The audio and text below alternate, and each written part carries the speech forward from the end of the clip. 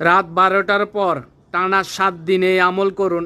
আপনার ঘর থেকে কখনোই রিজিক ফুরাবে না, কখনোই আপনার ঘর থেকে রিজিক শেষ হবে না। সুবহানাল্লাহ, সুবহানাল্লাহ লিখে শেয়ার করে দিবেন ইনশাআল্লাহ। মাগরিবের নামাজের পর জায়নামাজে বসে প্রতিদিন এই আমল করুন, আল্লাহ তাআলা আপনাকে অফুরন্ত রিজিক দান করবে। সুবহানাল্লাহ, সুবহানাল্লাহ লিখে শেয়ার করে দিবেন ইনশাআল্লাহ। প্রথমে দরুদ শরীফ 3 বার পাঠ করবেন, তারপর ইয়া আল্লাহু ইয়া রাজ্জাকু 100 বার পাঠ করবেন ইনশাআল্লাহ। ইসমে আজমের আমল, যে ব্যক্তি জুম্মার নামাজের পর 100 বার ইয়া বাসিরু পাঠ করবে, মহান আল্লাহ তাআলা তার অন্তরে এবং তার চোখে নূর দান করবেন। সুবহানাল্লাহ, সুবহানাল্লাহ লিখে সকলকে জানিয়ে দিবেন ইনশাআল্লাহ। শুক্রবার জুম্মার দিন দোয়াটি একবার হলেও পাঠ করবেন। প্রিয় নবী হযরত মুহাম্মদ সাল্লাল্লাহু আলাইহি সাল্লাম বলেছেন, যে ব্যক্তি জুম্মার দিন এই দোয়াটি একবার পাঠ করবে, আল্লাহ তাআলা তার পিছনের সকল গুনাহ মাফ করে দিবে। সুবহানাল্লাহ, সুবহানাল্লাহ লিখে সকল মুমিন ভাই বোনকে জানিয়ে দিবেন ইনশাআল্লাহ। লা ইলাহা ইল্লাল্লাহু মুহাম্মাদুর রাসূলুল্লাহ সাল্লাল্লাহু আলাইহি ওয়াসাল্লাম।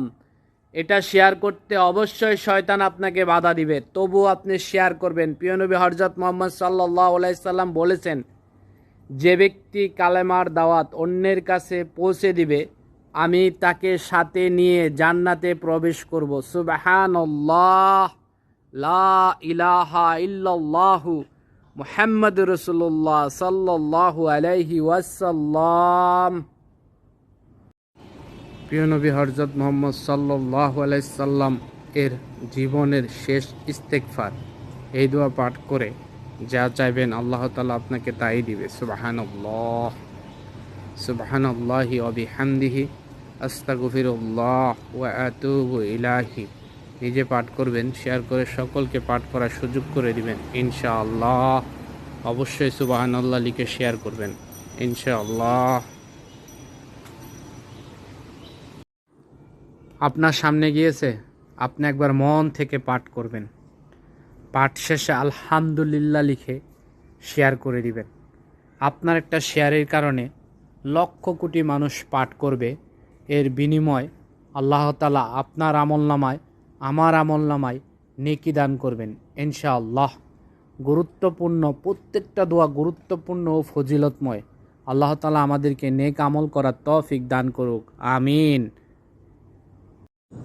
কেউ আপনার উপর কালো জাদু করেছে কিনা, অথবা কেউ আপনাকে কালো জাদুর মাধ্যমে ক্ষতি করতে চায় কিনা, আপনি কি তার নাম জানতে চান? তাহলে ইসমে আজমের এই আমল করুন, আপনি তার নাম জানতে পারবেন ইনশাআল্লাহ। ইয়া মুমিতু ইয়া কাহারু ফজর এবং মাগরিবের নামাজের পর 80 বার পাঠ করুন। আল্লাহর রহমতে, আল্লাহর নামের ফজিলতে আপনি তার নাম জানতে পারবেন ইনশাআল্লাহ। ইনশাআল্লাহ লিখে শেয়ার করে দিবেন। আপনার একটা শেয়ারে লক্ষ কোটি মানুষ আমল করার সুযোগ পাবে, লক্ষ কোটি মুমিন ভাই বোন আমল করবে, এটা আপনার অনেক সওয়াব হবে ইনশাআল্লাহ। আসরের নামাজের পর যে ব্যক্তি এই আমল করবে, আল্লাহর কসম, সে আল্লাহর কাছে যা চাইবে তাই পাবে ইনশাআল্লাহ।